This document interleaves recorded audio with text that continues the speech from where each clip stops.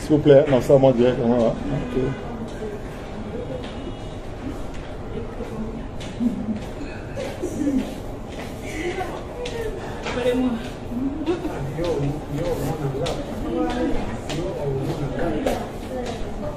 En fait, au début, je suis un peu de côté. Je suis un peu de côté.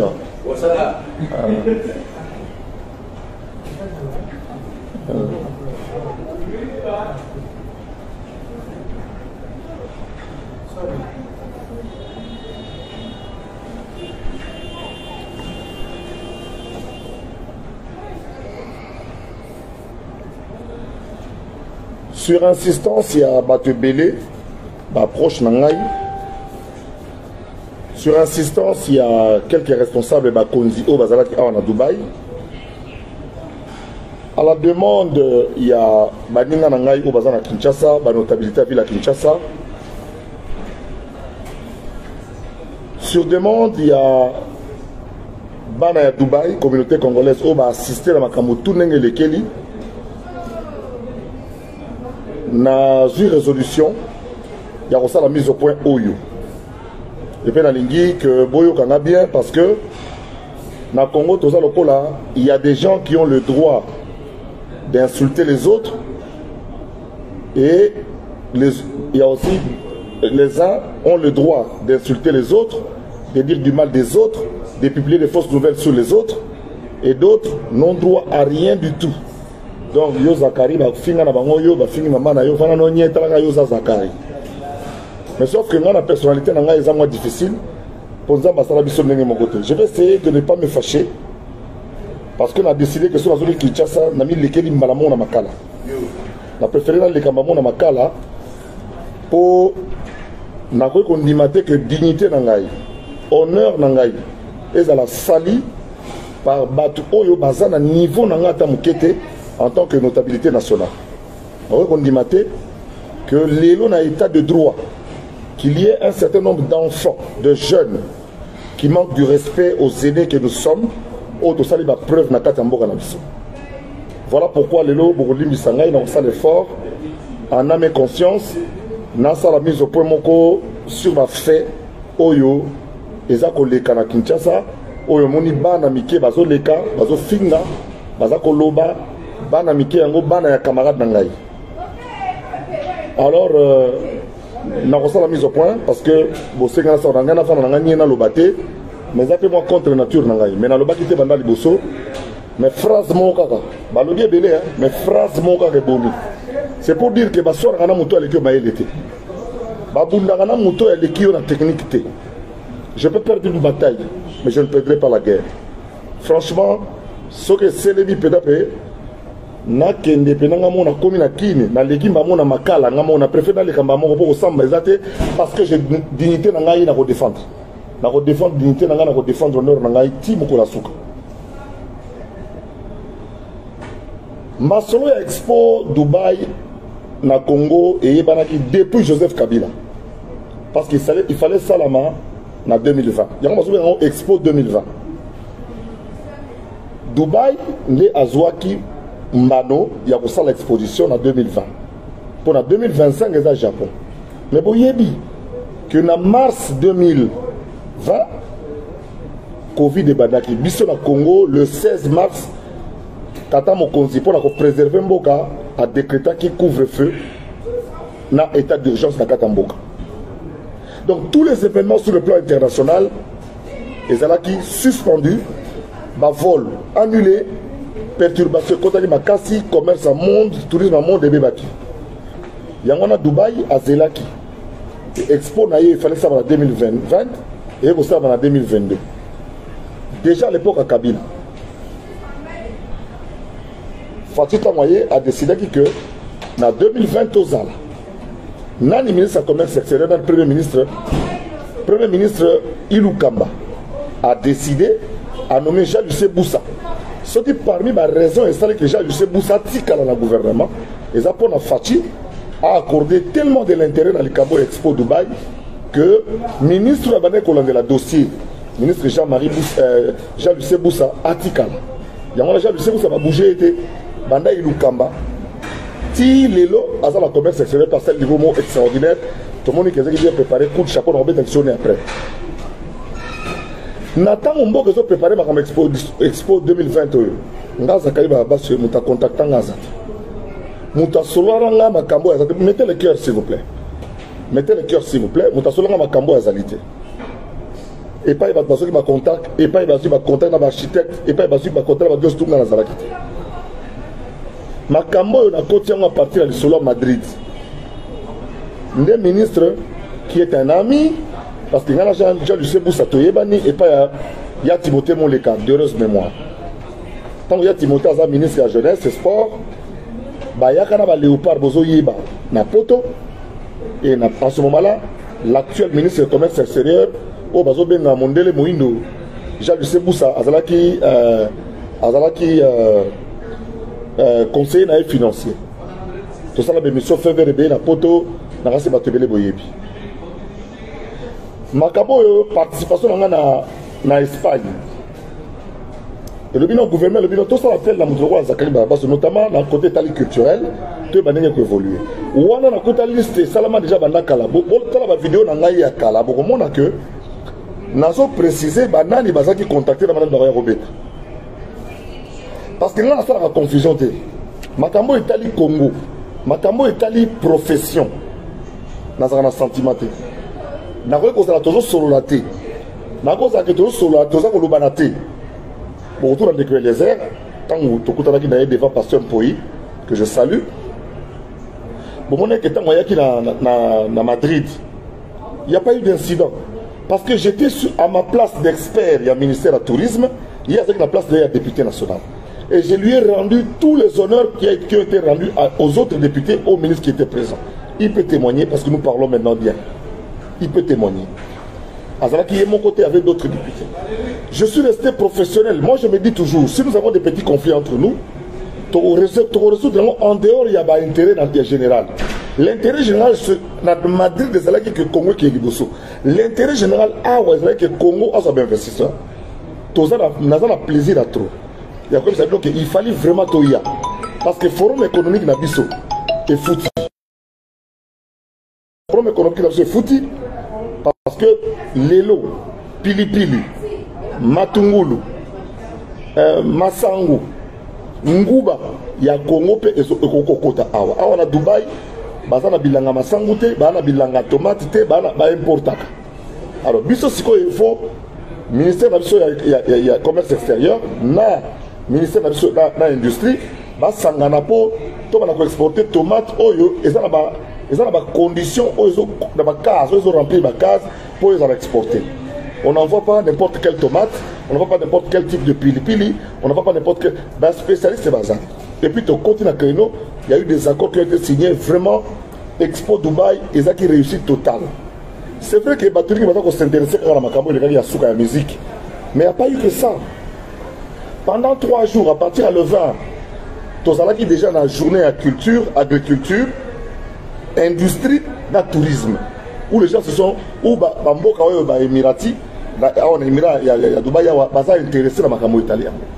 Nos ministres ont pris part avec nos hommes d'affaires, avec nos mamans, les femmes maraîchères, parce que en Amboka ou Bassi, il y a un problème à souki trop. Bassi, il y a un problème à souki, il y a un problème à peau. Or, biso na Congo, na ba matite na biso. Na ba biloko na biso tozana ngokuna tozana facilité mingi ya kopesa bango ba solution na problème bazana. Donc ezaki kitoko mingi et pour accompagner tous ces gens là, ces commerçants, ces entrepreneurs, nous avions attendu 300 et je vous annonçais, il y a eu plus de 1017 sociétés industrielles il y a Emirati awa o ezalaki présent 1017 au Bayaki. Alors que nous avons prévu 300, donc on a dit 1017, il y a un déplacé et qui est dans la chambre du commerce. Expert à ministère du commerce, en APEX, surtout au ministère du commerce, se sont employés nuit et jour.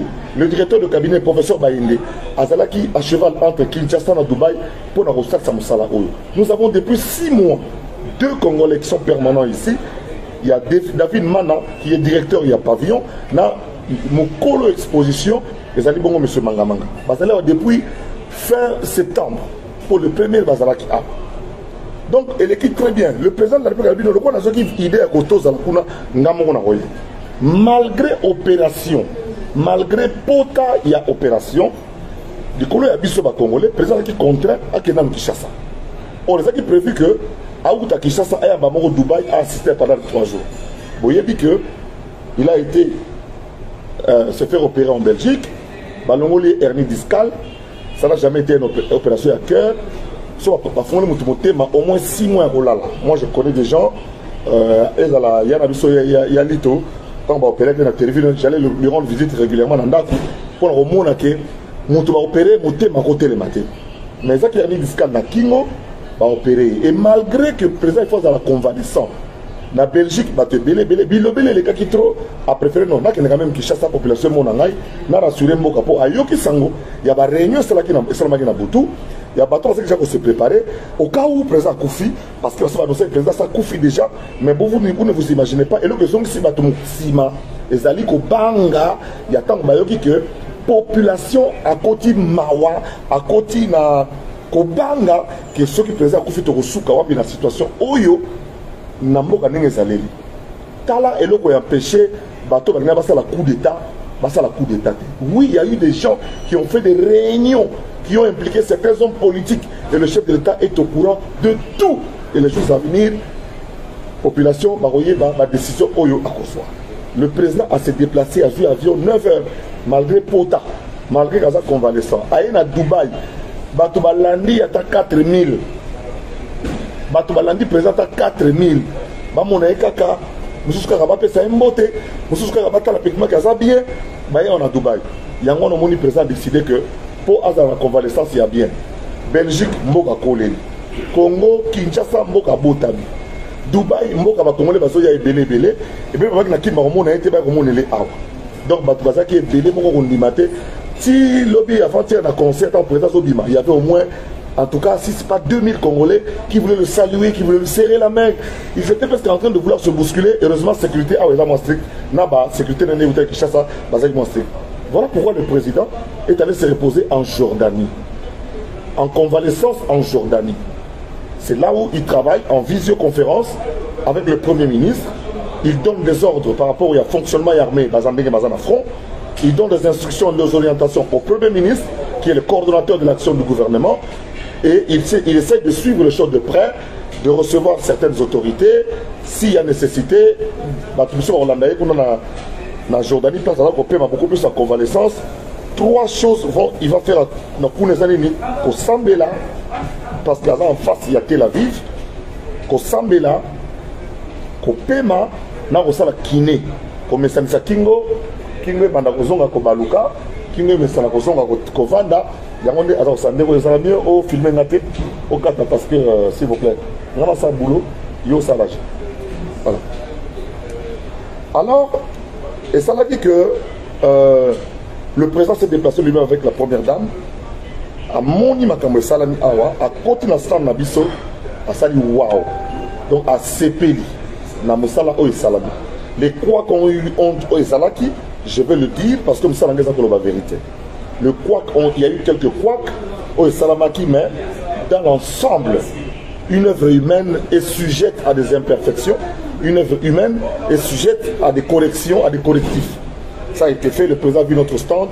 Nous avons, quand vous entrez par nos richesses du sous-sol et du sol, au Poussani, au Moni, entreprise Nabiso qui exploite tout ce qui est sous-sol et sol, et quand tu veux sortir, tu as la rumba congolaise qui t'accompagne avec une belle musique de la rumba qui se jouait.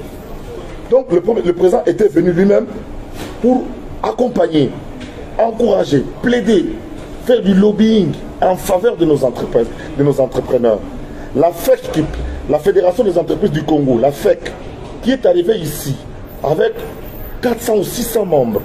Bakutanaki awa président Tchebango pour nanini bazo va marché bazo va investisseur vous imaginez jeune fille à Kinshasa à Salara Pilipili non jeune fille à Bukavu à Salara Pilipili va commander 10 millions de boîtes par mois 10 millions de boîtes à Pilipili par mois ce qui a été à $2 10 millions de boîtes à Pilipili par mois à Okata Bilanga Pilipili Bele à Kosomba et à la coopérative Union surtout et Koyak va nous coûter à Dubaï 10 millions de boîtes à Pilipili. On a 5 millions de kilos, 5 millions de petites boîtes de Tangawizi moulu. On a 5 au monde de start-up congolaise, eu occasion de représenter l'équipe très très bien, mais na moni ba congolais vont s'intéresser dans mon mini-milité pour na débat les alliés la TV na nino pour ça qu'on a débat dans musique. Mais dans la biloko aujourd'hui parce que il a été démontré que par mois, les Congolais sont de manière informelle. Tozo Kota de partout, de Bukavu, de Kalebi, de Lubumbashi, de Kolwezi, de Mwanda. Donc les Congolais sont au Koutanawa, nan to Koutana Bongo na Kinshasa. Bazo uta koyo sa république to Koutana Dubai. Na to kanga photo na bana Butembo. L'autre jour na bana Bukavu. L'autre na bana Beni, na bana Kinshasa, na bana Congo central. Bana ya Manaka, bana Kisangani, bazo ya kosomba biloko. Awa na Dubai, Congo a coté ça $1 million par mois. Molim ça dans la couloir. $1 million par mois et ça coûte à Dubaï. Mais à Dubaï, et le côté c'est pas la biso. Il y a un moni qui est donc pilipili yak.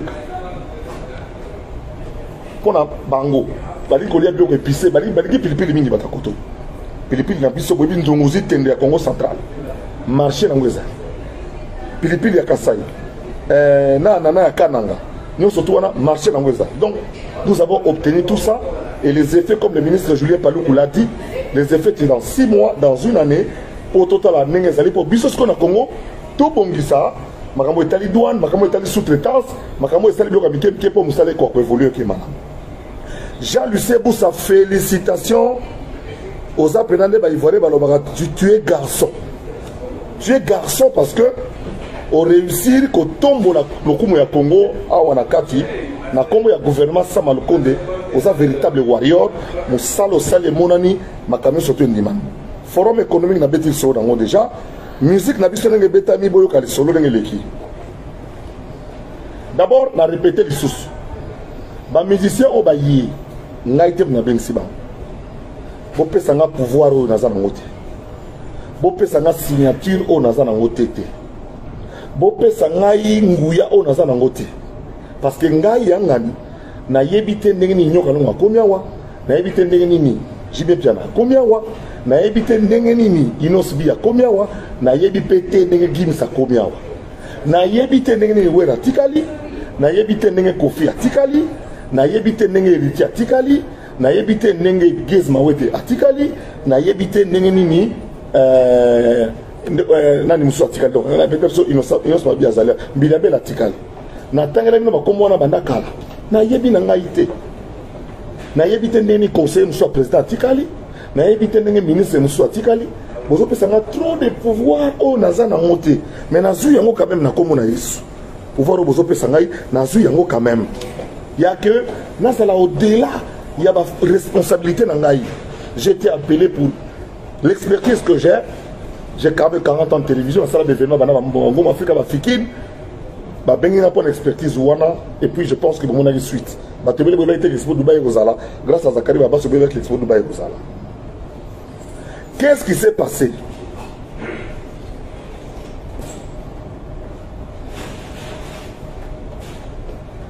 Mindele basenga Gims a kobeta ndenge Union africaine senga ki fali a kobeta na même place.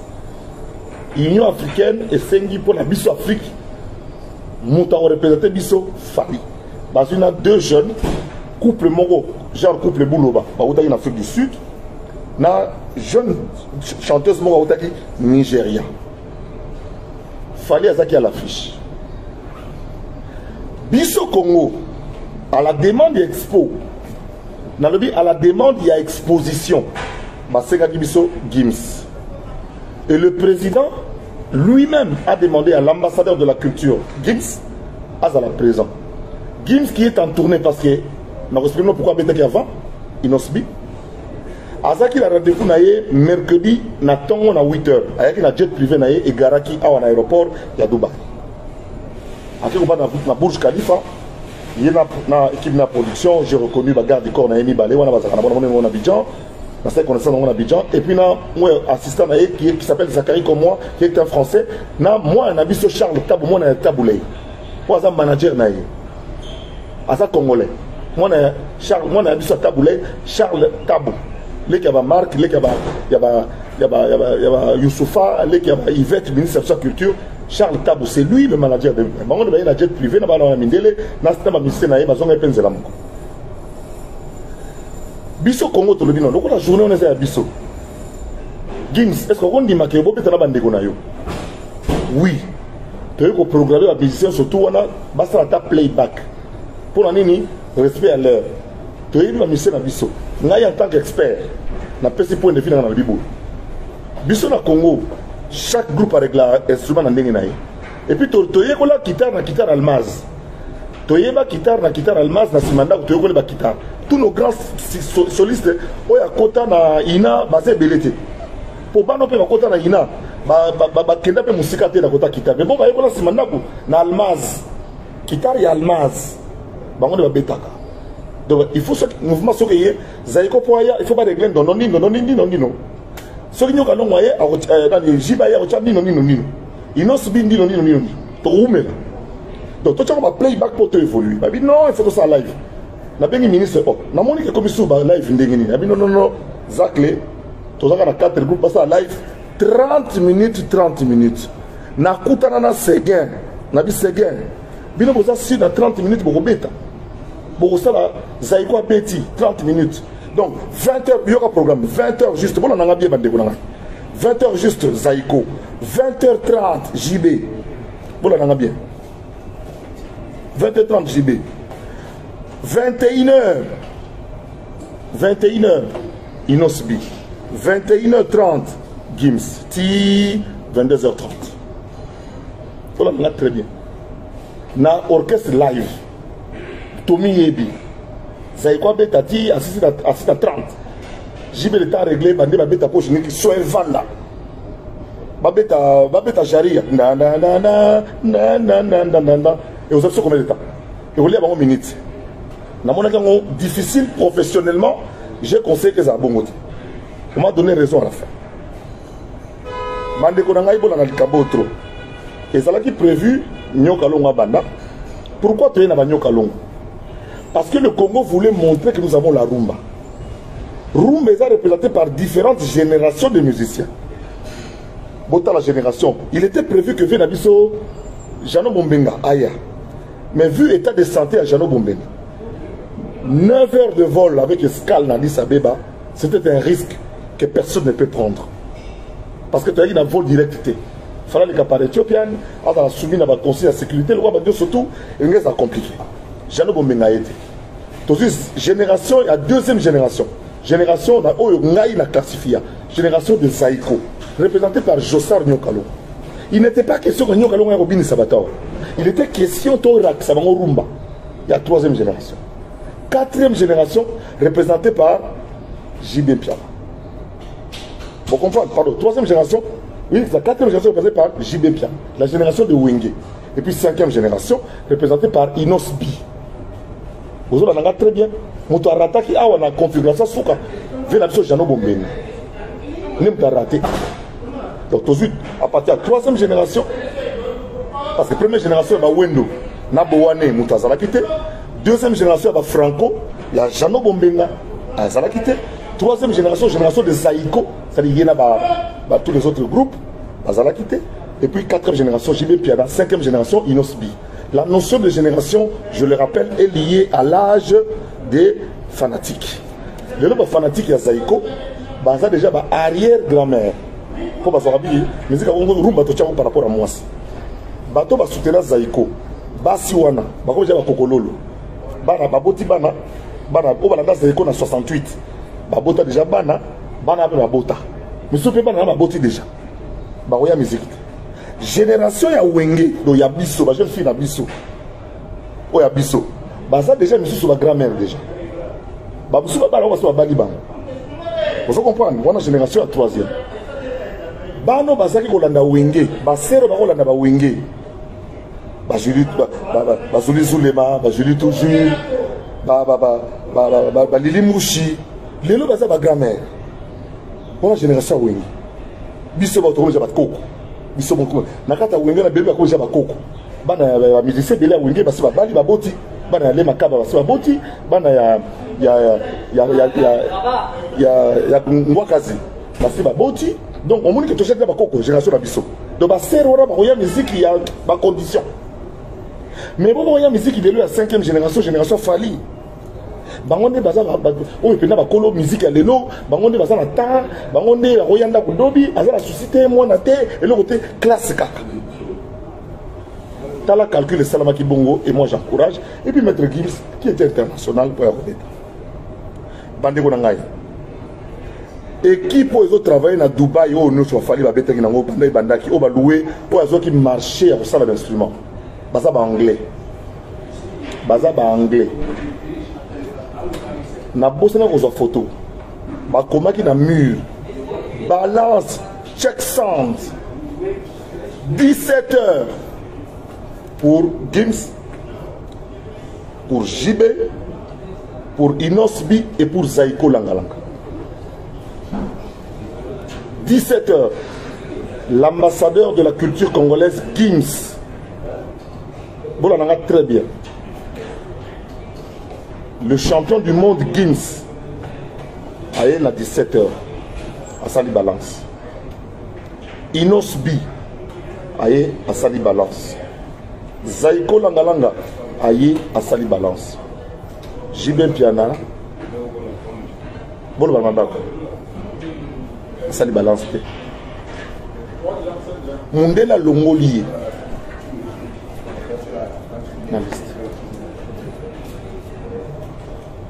tant on a mati la scène nga parce que le régisseur général et rappelé ngai Bercy à Papa Wemba.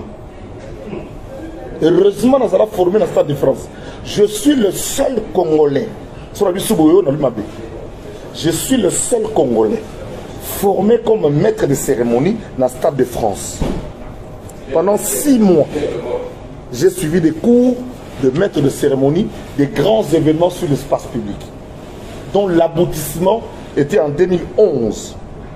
Le 11 juin 2011, Nuit africaine au Stade de France. Présenté par le Congolais, votre compatriote Zachary Bababassou, en un français impeccable, irréprochable. J'ai mémorisé le texte depuis 6 mois. Et comme j'ai une voix qui casse, j'ai été enregistré. Et le jour où je venais, je ne faisais que parler sur le micro. Et vous voyez comme je parlais en direct. Tellement j'ai fait les mêmes gestes pendant 6 mois. C'est sorti exactement comme j'avais prévu par rapport à la répétition. S'il vous plaît, ne m'appelez pas parce que vous allez interrompre mon direct pour rien.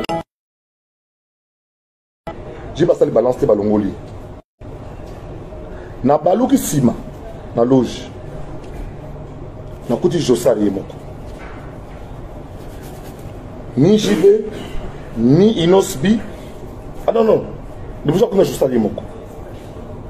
Na bilaki otala des situations régisseur a dit que na 20 na okobana kolobana 19h57 régisseur général bala tinga micro boso sanga mena na za laisse na micro ya boy o luku musa pesa ngai ngai il faut lisanga ba pesa micro na 19h57 ko annoncer on a full essayé 19h57 na koti na ke ko annoncer l'ensemble des spectacles, bota la vidéo, n'a annoncé na JB Pia. Malgré qu'il y a raté. N'a annoncé na JB. N'a sala qu'on a l'ingla la ponani. Babiko le dos se l'équiawa. Baza peut s'adresser la public là-bas. Ba nami balo bomoni ba aux États-Unis, moko Dallas, moko Los Angeles. Ba tout ça là qui mettent des cérémonies aux États-Unis. Leurs parents ont contacté le ministre pour leur dire qu'est-ce que ce n'est pas l'occasion pour. Babito Tuna, maître de cérémonie, Batuni Ngai. Nakasi Batu Botalaki na Colosie. Nazwaki 2 journalistes locaux. Botalaki na Madrid. Nazwaki une présentatrice localement. Awa pe banana botaki États-Unis baye. Comme ça, moko lo ban anglais pour ba kolo mboko bayoka, muso lo ban français pour les pays francophones et puis nana lo ban lingala. Phrase mona lingala, phrase musuta moye na ko ban Kikongo, phrase ko na muso na Chiluba, phrase muso na Swahili. Tande to kanaki. Ba ko na mo retard na menga mo na annoncer Zaiko Langalanga. Tant on annoncé Zaiko Langalanga na kesima. Na tala bona moni ino ba misa inos baye. Na kuta na grand frère za manager na ba communauté.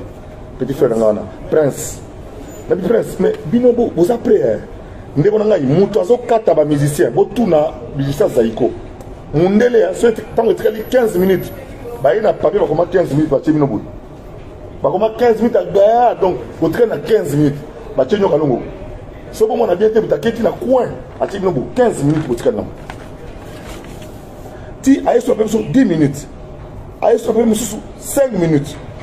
Na ici dans mon cas David ayi boya mutu ya bato organisateur bato ya ministère abi non JB ba boya kota ayi bato siko JB ba esko na ndenge na ba koti ba kiko koleka nzela musu parce que ba bungi na kati ba kota mais to sa ndenge munungongo na ngai kauki na ko samba botala tango gimsa koti na présenter été po na zo ko samba kuna po JB fa kota botala bien ba vidéo na koti ngam na koti gimsa ngam na koti gimsa te botala bien Mutakosi Kims, ngai pona kokene samba. Kokene samba. Ko samba na sambi wana kula tu c'est le président de la République Fachi. Le quoi c'est na tribune na ministre de tolérance avant de pena mukolo exposition.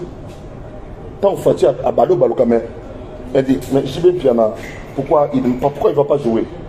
Maman, ministre de la tolérance, a poussé le premier à Fati. Vous avez l'image. Et puis, notre exposition, Motorola Tamboli. Il est pas côté de JB. Vous avez bien, quand vous avez quoi, si, tu as près de 15-20 minutes, il y a ta mort. Pour la tous, la JB va côté. JB va côté avec ta taxe à 1 minute. Vous avez un séguin, vous avez un oh, le bozo boudinga na bata wenge mais JBCDG bazo boudinga mabe. Dans ça innocent. Mais je suis resté professionnel. Pour ma cambo et ma message oh jiba salinga na scène. Na moni parquet au baksa mazus. Mais na kipete je suis resté professionnel. Na kipete je suis resté professionnel. Na sali tout. OK, babé tata et loko, ba sale loko. Mais on des aboyé, bobé tata na balance ya Zaiko.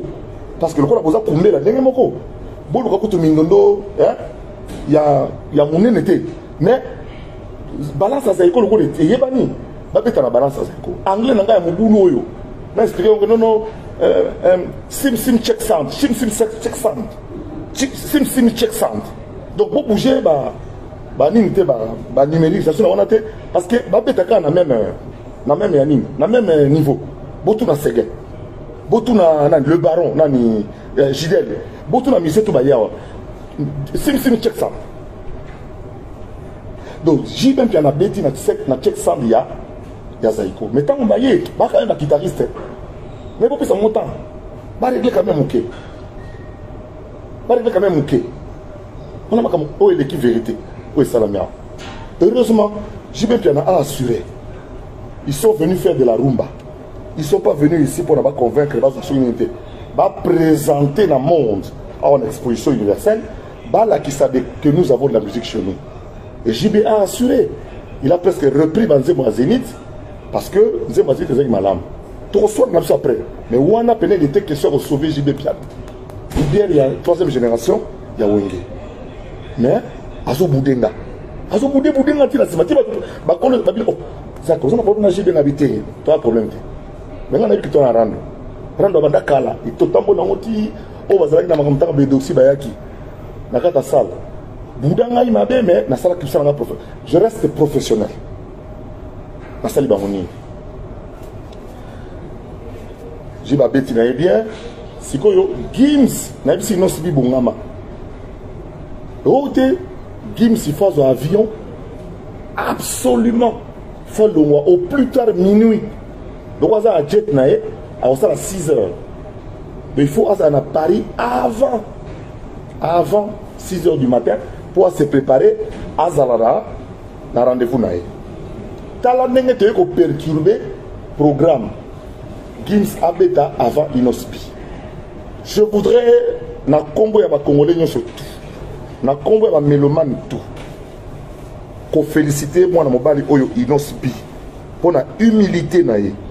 Pour la capacité naé à compréhension. Pour la fair play naé. Encore un peu ko boudé que Gims azela. Mais Inospi azui risque ya kobeta après Gims et ya kobeta pe ndenge moko na esengo nga nazaki nango boyebi te Prince azaki ko filmer. Moi j'ai dansé la musique de que mes filles bana oyo bakoko nanga babinaka ya inosibi otelemino na kwenga pe na pesa yo yango yembaki bozo comprendre. Donc inosibi aye albi na kobeta nanga pe Gims inosibi azeli Gims mwana mobali wana na mona na scène te botu ngam na scène. C'est un animal de scène. C'est une vraie bête de scène. Nous observé avant matin. Melima inae, Sengiti, Bapesieti, on entouré par les siens, tant dans un micro. Il y a des sa tempo dans le coro. Bota le connaît à gauche. Ils ont sa tempo. Le connaît à gauche. Ils ont sa tempo dans Sima. Drummer a zo beta dans le binabino de faux stage. Moutaro beta bongo. Tu m'as beta pas wasé quoi bon. Drummer a wasé quoi. Moutaro beta na Gims. Drummer a wasé quoi. Na binabino pecho na zo beta na tempo. Donc Gims sort de le col. Hein? Kuna c'est bon avec bazo landa. Faut mon bassiste. Ça va dans mon piano. Gims a assuré et il a assumé responsabilité dans Ndenge Longobani Bokondi Maté. Et puis Inosbi, courageusement, à côté de ça, du spectacle, il y a eu plus de 2000 Congolais de Dubaï. On a mobilisé les jeunes, la communauté ici a mobilisé les Congolais. Ils sont venus et le président est resté avec son épouse jusqu'à la fin et il a salué tous les artistes à la main, dont le fameux maître de cérémonie, l'unique personne qui avait rendez-vous avec Fatih à Dubaï, c'est qui? C'est Zakari. Batutu, il y a rendez-vous avec Fatih à Zata. N'est-ce pas bien? D'accord, on a tembo tété. Et puis, tu solo, tu expliquer à quel Jordanie qu'on paie pour payer ma penza. On a ça la kiné na bien. À ce moment là, ça semaine prochaine. Mais à partir de la visioconférence matériel, on a la réunion, la première ministre, la ministre, on a la visioconférence. On a Bruxelles, il technicien il va continuer à gérer le pays à partir extérieure. Et puis, la semaine prochaine, on a ça pour diriger Mboga Banka. Voilà ce qui s'est passé dans la scène. Conflit avec mes frères de Wingé. Je vais vous expliquer d'abord que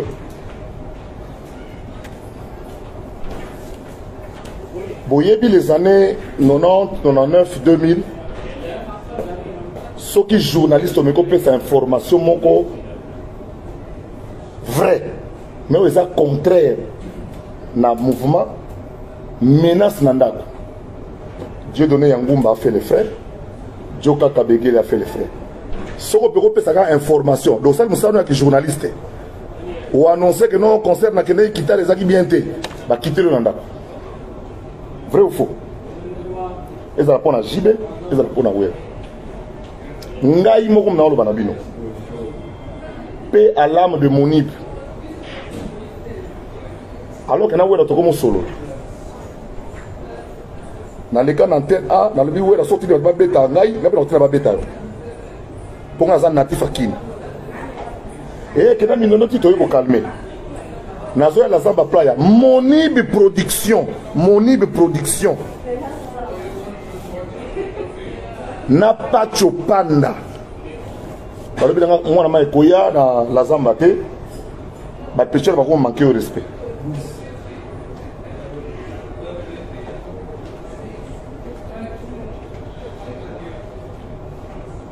La Zamba Playa. Je le dis avec beaucoup d'émotion. Parce que dignité nangaï, na honneur nangaï, n'a préféré na okita na fait na lekinga mo devant makala. Je ne me laisserai pas faire.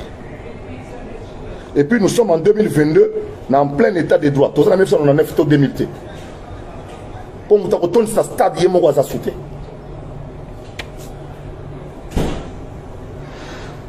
Naebi où la sonne très trop bien. Ngazaka. Dans un secret, où est la sonne, comme ça. Nana où est la tobinga, ami personnel. Ami personnel, ami personnel. Moi, si nous avons un acte, si DJ, à petite soeur dans la vie. Tu es très très bien. Naïbi méthode, il y a sonne très bien. Il y a un ambassadeur de la paix. Mais Sankara ne peut pas parler à la télé, ni Trésor Lumière, ni qui que ce soit, si Werrason ne donne pas l'autorisation. Biso, tant que tu colis, nous avons un camarade de Werrason. Ce qui moi nazo finga tata ya mon tata o yaza camarade ya tata na ye et que tata ya za kolobelo côté nana tini mutwa Sankara a fini ngai awa pendant 3 semaines a fini na maman ya ngai pendant 3 semaines où era bingate où era petite où era atindi Sankara na le vidéo où era atindi Sankara a fini ngai même si na sali sous vidéo musuta fingi sunga bien Sankara ngam na kena olugaye porte parole zanga je vais faire les demandes à la fin ngam na kena uza Sankara ngai na bandal kena oluga Thierry Kafuba na oluga Thierry Kafuba po wera ngolobate tango wenge kabwani JB Blaise Boula mbanga ya kosakana te kuna à part Adolphe mais mutazate na yibo toluka bana guerre de Santa bat Adolphe na kena oluga Thierry Kafuba na guerre de Santa na bandal ngai na ke oluka Thierry Kafuba la singa Saint-Valois Saint-Valois na bomo ya azana vie Saint-Valois lui na ngai non kende ko so na petna somo wazangwana na moni Sankara na biyo ko oluba na TV na place Mbera yaka voilà comment est-ce que Sankara a été dans la télévision et Michel Liboso pour mon amobinoto Sankara za mwana ya wera aza mwa petit moko mukie akole kata fika impunément justice ya mboka bozo tala police ya mboka bozo tala bakolo ya mboka bozo tala mutalebi le côté phrase moko kaka ya Zakari baba baso mboka ici donc to kena Liboso mwana ya Liboso na dosé mwana ya Liboso Sankara mwana no ya Liboso Sankara afingi tata camarade 3 semaines muta réagir te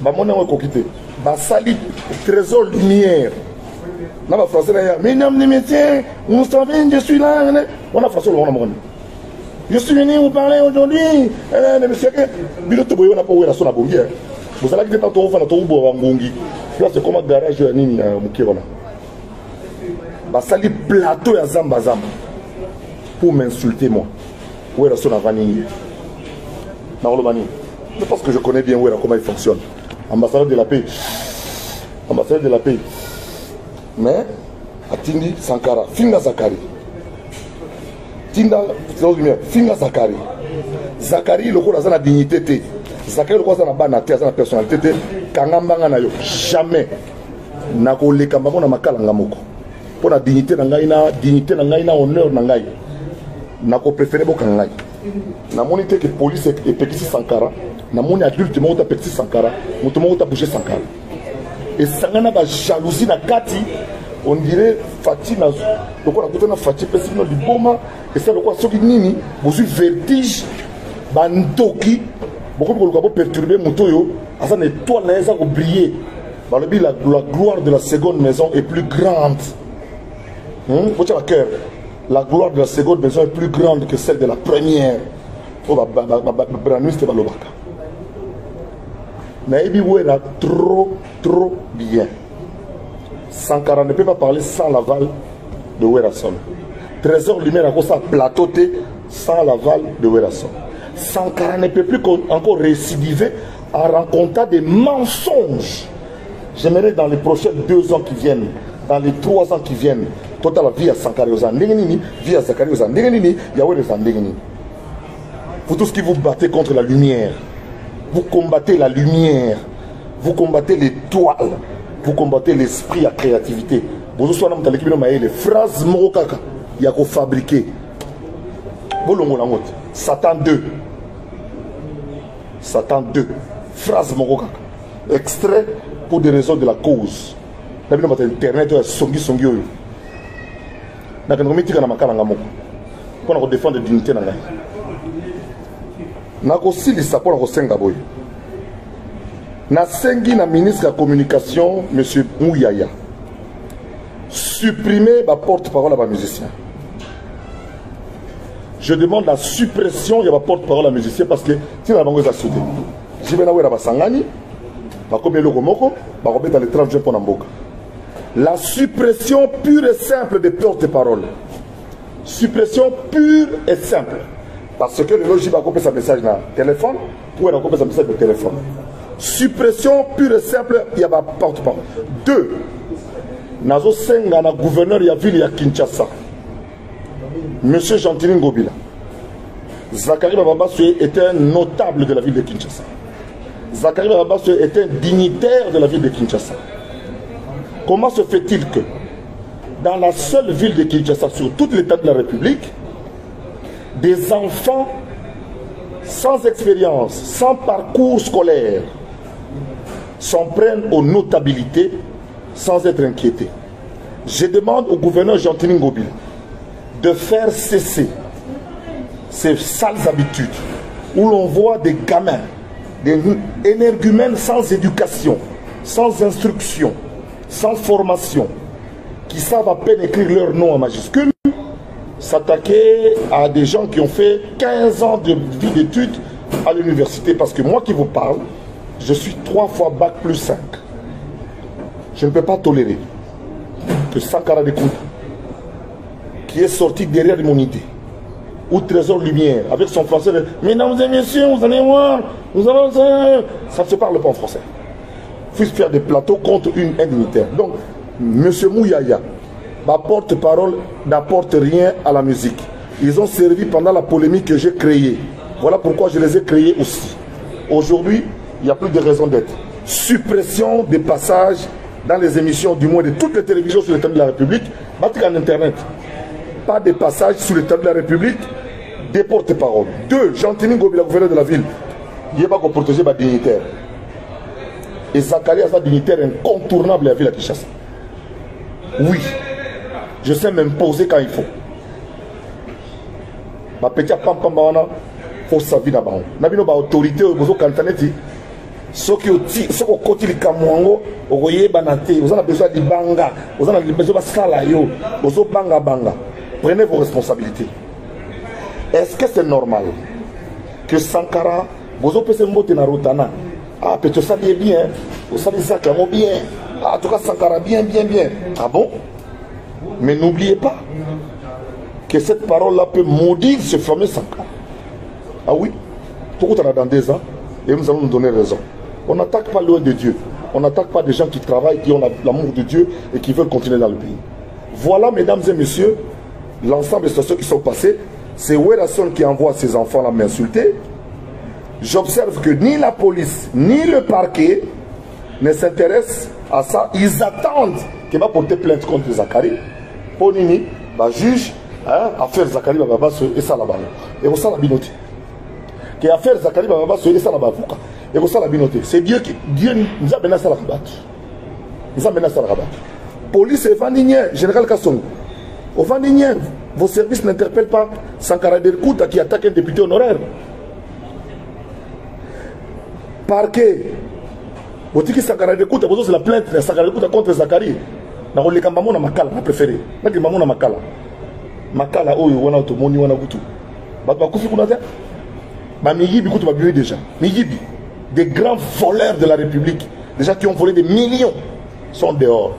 Bon kangai pour na Sankara na robima. Pour na Werrason na robima. Mais na préféré que na kota boloko, mais dignité na ngai. Dignité, honneur, respect et zala. Pour nga na fingi mutute na bandi mutute. Ma passeport diplomatique, mais j'ai donné mon point de vue. Monsieur le Président, je suis ambassadeur culturel. Comme ça, va côté, va monter la carte. Mais c'est le président qui nomme l'ambassadeur qu'il veut. Un ambassadeur représente son pays à l'étranger, auprès des étrangers. Yo obetaka na Congo chaque jour. Au soukaka obeta les femmes congolais. Mboke vous reconnaître yo kaka président Souana. Bangonde bakolo chancellerie des autres nationaux. Ah, Wenge bosali 40 ans. Moi j'ai proposé au président de la République. Wenge basali 40 ans. Bazwa me oyo petit trop PC papa batanga kufi. Grand cordon de grand officier de l'ordre national. Jossar Nyokalongo, orchestre Mongo depuis 68. Tilelo, grand cordon, grand chevalier de l'ordre. C'est toujours le président. Mais les passeports diplomatiques, on donne à qui? À Fali, à Inosbi, à Gezmawete, à Héritier Watanabe, à Fabrigaz, à Mombi, à Nino, à nos jeunes qui jouent à l'extérieur. À Kofi Olomide, parce que Azobé la musique d'extérieur à Kenya devant des étrangers. Pour ceux qui sont devant étrangers. Alors, ce que Mbappé s'appelle Suzuki, pour Suzuki, Mbappé ne pas Djonga. Mbappé ne pas Djonga en France, mais devant les Congolais. À Bozobé, il y a mérite.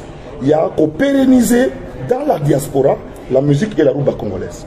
T'as là, conseil, il y a un mais décision finale. Décision finale. Les amis Félix Antoine Tshisekedi. Nous t'avons dit, ah, t'es, n'a pas s'appelé Wazeko. Karma pa yaka. Mandachat, yakoso. Mais tant qu'on va tourner à vie dans un expert, dans un sentiment, t'as la rando mon. Donc, il faut Jiba Zoa, passeport diplomatique, il faut. Ouera Zoa, passeport diplomatique, il faut. Blaise Bouloza, passeport diplomatique, il faut. On a habité.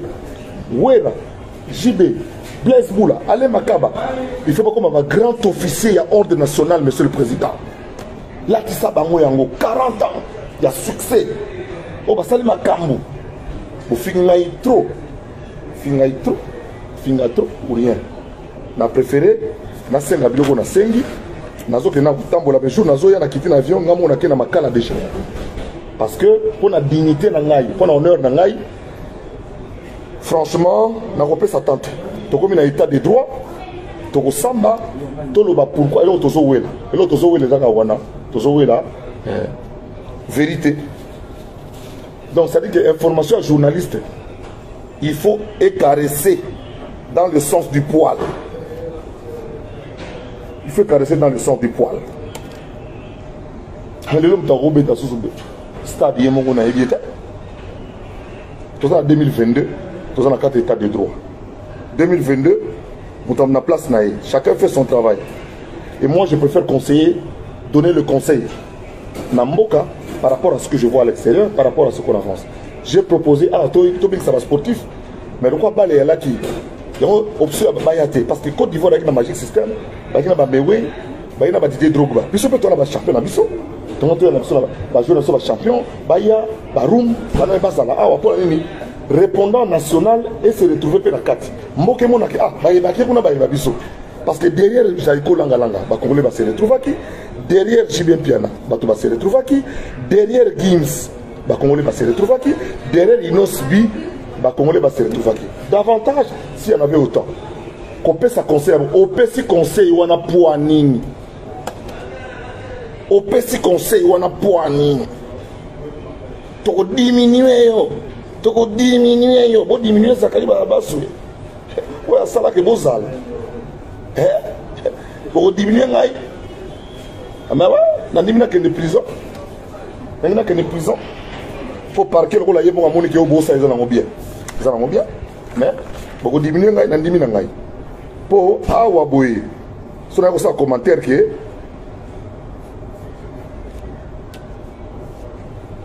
même président va tout pour le pour la Gims. Mais tout le bino derrière Gims, Baye Mbappé musique de la JB. 3e génération. Baye ba musique de la 4e génération. Baye ba musique de Nyokalongo. Et on a des surprises. Beta ba boy. Congolais monaka musika. Et tika na kata archive. Bah lundi yango ba moni nous avons joué et le Congo a été bien représenté. Et quand JB descend de la scène, il prononce une phrase. Nous avons fait notre travail. Allez, merci beaucoup. Nous avons fait notre travail. Nous avons rempli notre contrat. C'était de jouer. Et Zanatobet à 5 minutes. Et Zanatobet à 1 heure. Nous avons rempli notre mission. Mabé, ma bête, attends au bout d'engaï, attends au qualité, mais je l'ai présenté sur scène comme étant le leader. Et ça, on gagne, c'est le Congo qui gagne. Moi, je suis quelqu'un, je suis capable de Kota Dubaï Zonga, de mettre Babi Onanga tout dans mon panzi pour l'honneur de la dignité à Mboka. Voilà un peu Bande Onangaï, Onanga Sala Bio mise au point. Sankarazo Finanga Mtazo Tindae Werason. Pour Sankarako Lobate sans Werason. Trésor Lumière Ako Lobate, Zamba émission Mobimba sans Werason. Et on a créé ça qui m'a Trésor Lumière Boké, vous allez rater. Tant que tu dans le garage, mon bandal Inga, Nabaka Yao, le Koma Mbata, Tozo Vanda Wana Boutou, Ngai Wera, Wasenga Timpuni, Père Tonam, Rojani Wama Merando, Ki Jabron, Tozo Vanda Boutou, Jibe Bazo ta Canada Bazoya, Tosuka Wapi, Tokene Congo Central, faire à proposer, Tokena Congo Central. Pour JB à quitter un avion, à ce qui est en Éthiopie, qui est à 11 heures. Ils sont tous à la clinique. C'est ça la bonne information. Na pesi mbote la bande qui n'engaille nana Boduga, commandant Belon, Bagno surtout Botikali, Mamastal. Je fais confiance à la justice. Je sais que le parquet recherche des infractions. Et vous allez remonter la filière. Parce que je ne sais pas si aujourd'hui il y a une loi qui dit qu'il faut juger ce qui est sur Internet. Parce que ce qui est sur Internet est censé, pour accéder, il faut foutre. Donc, il y a un club de nuit, il y a nudité. Alors, je sais que pour la dignité, pour l'honneur, pour la bokilo, pour la barre, surtout, vous avez Zakari, tika. Donc, ça veut dire quoi? Sankara, finga. Trésor de lumière, finga. Où est son ambassadeur de la paix, Allo Bakate? Je vous dis que je connais Wenson trop bien, trop bien, et je connais comment il agit.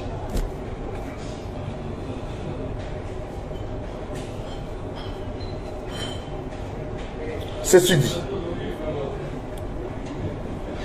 nous avons un tour dans Kenemikili, week-end, et puis la State, Kinshasa le 27 juin. Il y a le 27 juin. D'où les stades, pardon, Nazate.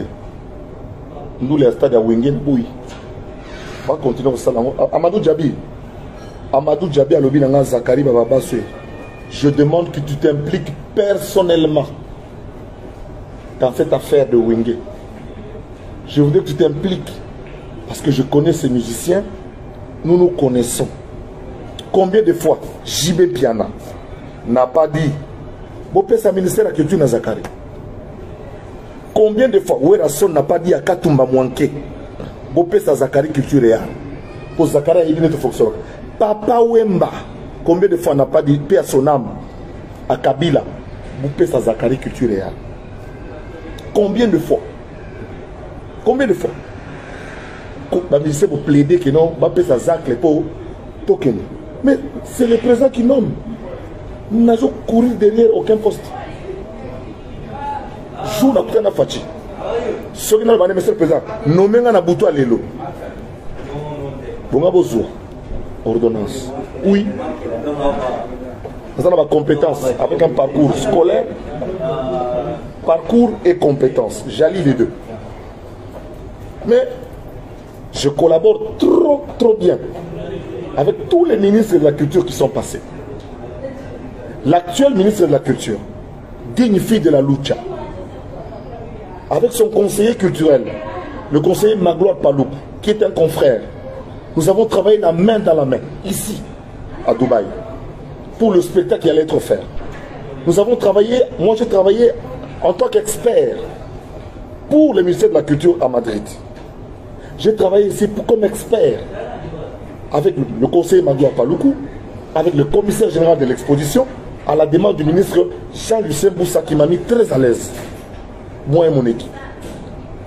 Nous avons travaillé. Il y a encore les petits ça qui restent là se pavader une petite semaine, se refaire un peu la santé, voir un peu la lumière, et puis, heureusement que c'est ça. Il y a un ma béni minga na saliwan. Donc, Et comment le lobby vérité, c'est ce que lobby vérité, c'est pour ça JBT 12. Au lobby vérité, c'est pour ça WRAT 12. Au lobby vérité, c'est pour ça Confité 12. Au lobby vérité, c'est pour ça Falité 12. Au lobby vérité, c'est pour ça Héritier Watanabe 12. Finalement, tout ça, vous savez. Tout ça, vous savez. Ministère était là, non, en tout cas, ministère qui avant, on a eu un question parquet. Dans quel soupa pour nous le non mais c'est qui retard avec qui denzem asala qui bouille azonga qui bouille mais dans l'ensemble il a fait son travail. Mais laissez-moi raconter ce qui s'est passé, laissez-moi raconter ce que je sais. Donc s'il vous plaît, oui mais je n'accepterai jamais que dignité, honneur, ngaï, ils allaient sapé par des enfants qui n'ont pas les niveaux, qui n'ont aucun niveau, aucun. En fait, qui n'ont aucun niveau, ni intellectuel, ni social, ni moral, ni professionnel de Zakari Bababassou. Et tout le monde s'en contente. 140 là est bien, ça est bien. Azo exagéré, bon aboy. Azo les Canadiens vont raconter des salades. Quand on est dans 86 terrain, c'est normal. On a eu un temps de poteau. Quand on a préparé poteau, on a eu en 1990 dans Baudouin. Baudouin, on a abala leki ya maman et Adolphe. Grâce à Adolphe Dominguez, Wenge qui est poteau en 1990. Quand Wenge a préparé en 1990, on a attendu un camp. Na Rojani wa bamera Rojani moi classe d'absence na Rojani utamemanga na mouvement au bandal utamemanga na dibamboma Rojani ana Paris moi na classe na biso Rojani 7 utamemanga na mouvement vous comprenez utamemanga na mouvement tu es na mouvement tout le monde landera on appelle méloman na landara na bana na mta viva bano bazali que quoi ce qui récréation coquille na la première CO na utakaka uniforme na yeko fana na vis-à-vis déjà bana ba 13h na so c'est la koyongo na ya afungo la dépôt pour na classer l'instrument pour assister à la répétition finie. Donc on a besoin de ranger instrument. Donc comme il instrument na dépôt bana mo bazo instrument na dépôt boye na ngoti hein boche drum awa boche ba micro awa boche ba basse awa de ta koyongo na aya ko na stela womo baya ko sala ba branchement ya ba singa ba micro tout ça l'état ba mise ba noya ngala mta vivre molokai pena molokai mais na koti wenge na ça na ipen atanga na ipen gaso ma uta ipen boye comment na ipen atanga na mwana mo na camp école primaire mwana ngoro jana mwendo qui se trouve être le frère de Werassa. Vous comprenez? Voilà. Donc s'il vous plaît, je n'accepterai pas aucunement que le parquet observe, que la police observe. Et vous faites nous sommes la police de la République. Nous avons un mandat contre toi. Vous connaissez Zakari Menotte, vous tiquez Moutakala, va filmer, et l'équipe de la TV, le voyeurisme. Le voyeurisme. Pour tout Zakari, vous connaissez le parquet, magistrat, ligne à 16h, camion, il n'a pas à 17h, il y a Makala, n'a aucun. Beaucoup de gens ont un transport. Na wana jipa kabila na tika na porta makala na koti nango e rofanda na ti bukona robima ba miyi bikutu ba bimi soki pona bino ko humilier ngeza ke il faut ko ta makala ta 24 heures na sina ndimi nga na bonga psychologiquement déjà intendant nga yebi ke soki braqué parquet préparer ba kisi nga j'ai attention pona mela ba kisi attention j'ai 58 balais 58 ans, donc on a mis la vaquisse dans la matin. Je ne réclamerai rien, mais dignité, honneur, ça peut partir déjà comme Sankara, comme Trésor Lumière, envoyé par Werasson qui est mon ami et mon frère. Dans la prison. Nandimi. Mettez beaucoup de cœur. Merci. Boko lemba